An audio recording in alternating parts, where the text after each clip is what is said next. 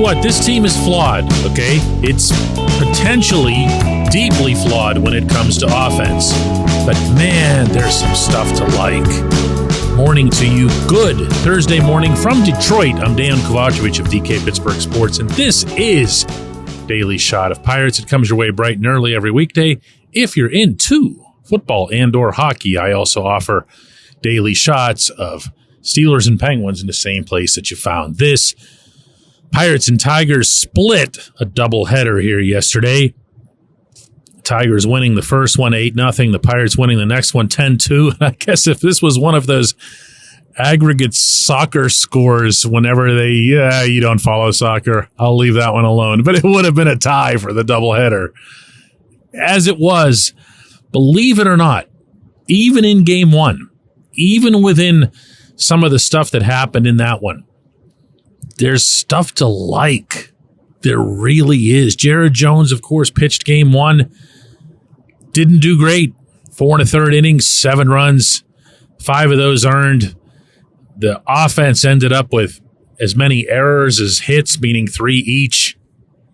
And it was just one of those games that makes you wonder, why anybody's even paying attention to any of this. Then Paul Skeens comes along. Skeens gets 9 strikeouts in 6 innings. Pitched really well, actually. And I say pitched as in pitched. Leaned hard on that splinker. Made a lot of good things happen off of the nearly 100-mile-an-hour fastball. Just a lot to like there. Andrew McCutchen goes 3 for 4 with 4 RBIs, a 3-run homer. He now leads the team in home runs. Did you know this? He's 37 years old. Leads the team with 8 home runs. O'Neal Cruz and Brian Reynolds have 7 each. Nick Gonzalez continued to hit. He hit another home run. This was also in game 2. And some of the bullpen guys came on and did well. Colin Holderman, David Bednar, I thought, man, and I ended up telling him this in the room too. I thought he looked more like himself in that outing. It wasn't pristine, but later on in that outing, when he's working upstairs with that fastball and getting those ugly swings, that's when you know he's either back or he's really close to being back. So it's there, That's what I'm trying to tell you here. It's there. There's something there. And I don't get the sense, and way more important than anything, that I think they don't feel like they're far off. The number one reason for that won't surprise you. It's the rotation. As Kutch was telling me, there's not many teams in baseball that can throw 3 guys at you the way the Pirates can, between Jones and Skeens and, of course, Mitch Keller. And you can throw Bailey Falter in there, too. Falter's been, at times, better than those other guys, which is really nuts. And every team in baseball is missing a 5th starter, so whatever you get out of Martin Perez or Quinn Priester or whatever, it's just a bonus. But to be able to throw those kinds of arms at teams regularly on a literally rotational basis, the door's open. I don't know how wide, I don't know for how long, but as you and I are communicating right now, the door's open. And I don't think it requires something massive to kick it all the way open. I think you could trade a prospect, and obviously that would be a pitching prospect, for a real live bat. Now, who? I don't know. I'm not privy to the GM's Rolodex, unfortunately, or you'd have all kinds of exclusives coming your way on a daily basis. I just believe that there has to be something out there. When you're talking about trade commodities, there's nothing you'd rather have, meaning on your end, to give up than young pitching. And if that's Bubba Chandler, Anthony Solomito, I don't know. I'm not going to get into dropping names, because then what ends up happening is it comes across as if it's a rumor, and hey, did you hear what the guy said on his podcast today that they're going to trade Chandler or Sullivan? I have no idea. I've heard nothing of the kind, but I'm not opposed. In fact, I might be very much in favor. Think about this. Rotation, the rotation is going to have needs for depth down the road. There's no question about that. Pitchers don't all stay healthy all the time. But if you're talking about a rotation that's got Skeens and Jones and Keller, maybe Falter, if that keeps sustaining itself somehow, how much more starting pitching do you need over the longer term? Okay, I'm not talking about what happens if one of them gets hurt next week or next month. I'm talking about in the longer term. You've probably got, and it's safe to say, 60% of your rotation for the next, few years. I don't think that's a reach here. What's more, you don't have hitting prospects, at least not other than Termarr Johnson. So what you have is what people want. What you have are the types of pitching prospects that get other teams, and by the way, other teams' fans, and this helps in making unpopular trades, veteran for prospects trades. You have the currency. So go ahead and use it. Go ahead and do something. Get yourself a bat that you can stick in the middle of the order. And then again, that does not have to be, Juan Soto. The middle of this order right now is populated often by Edward Olivares. Get somebody who's better than Olivares. Get somebody who's a lot better than Olivares. A lot better than Olivares. Okay, so don't take that literally either.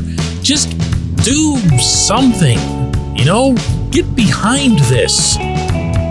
Show, I don't know, something. When we come back, J1Q. This portion of Daily Shot of Pirates is brought to you by our friends at North Shore Tavern. That's directly across Federal Street from PNC Park. It's home of Steak on a Stone, an eating experience, underscoring the word experience. The steak is brought to you partially cooked on an 800-degree stone, and you do the rest. It's a ton of fun, it's a great meal, and it's a baseball atmosphere like no other in Pittsburgh. North Shore Tavern, right across Federal Street from PNC Park.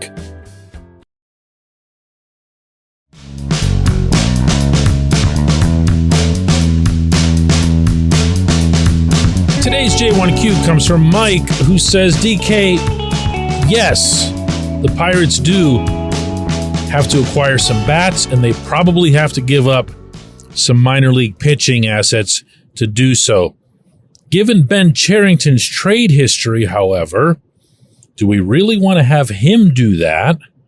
Or are we better off changing him out before any major move is made?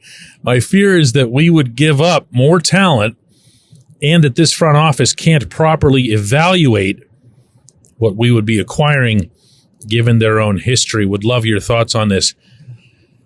Mike, my first thought, and you kind of heard me giggling at some point in the middle of that in reading it, is that it's funny that you make it sound like we have some say over this. We don't. But it rang a bell with me because it was the kind of thing that I used to say around the time that Neil Huntington's front office was reaching its own or arguably past its own expiration date. I would say, hey, there are moves to be made here. I just don't want these guys making them. I'm not quite all the way there when it comes to Cherington. My criticisms of him are almost always led off by just plain old inaction or just no movement, no motivation, no nothing, that's what I think of when I think of Cherington. I don't think of bad trades. I think of nothing. And especially once he got past the rebuilding part, because that seemed to be what suited him. And if you go back over his own GMing history, you'll see that's his thing. He's kind of the tear down guy for the house. He'll do the demolition and he might begin some of the rebuilding, but ultimately you got to bring in somebody else to put the siding and the roof on. Actually, don't do siding. Siding's tacky. Go with like actual brick, brick and a roof. Do that. But you're going to have to get somebody else to do that if you reach the point where you don't trust that GM. So I'm not all the way there, Mike, or I'd be saying fire this guy. And I haven't said that. I haven't said that about Derek Shelton either. I'd really like to see somebody get on their figurative horse here before long. I'd really like to see this team behave or even just speak once in a while as if there's urgency. It's not just about their public words. It's not about what Charrington might say on his weekly radio show or to the reporters or what Shelton might have said to me in Detroit or whatever. I'm just talking about behind the scenes even. Like you don't hear anyone saying, oh yeah, man, we gotta really get moving here. Or Ben's upset. Ben's got the fire lit under the place or Shelty's got this or that. You don't hear it. You don't hear it because I don't think it's there. I don't believe that it's there. And if even that's not there, like what kind of conversations do you have about this team that are rational?